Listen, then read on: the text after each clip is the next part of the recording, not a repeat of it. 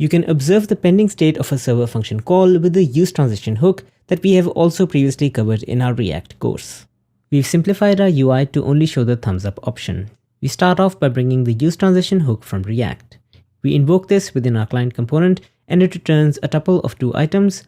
One is an isPending state, which will turn true when we are within the context of a start transition callback. Within our click handler, instead of invoking the server function directly, we make the call within a start transition callback. While the async callback to start transition is still executing, the isPending boolean variable will turn to true. We can use this to render out something custom within the UI. For example, we can disable the click up button and even modify the emoji to be an hourglass instead of a thumbs up. This is just one application of the useTransition hook. Of course, you can create multiple instances and slice and dice the UI however you want. Now let's verify if the pending state is shown to the user within the browser.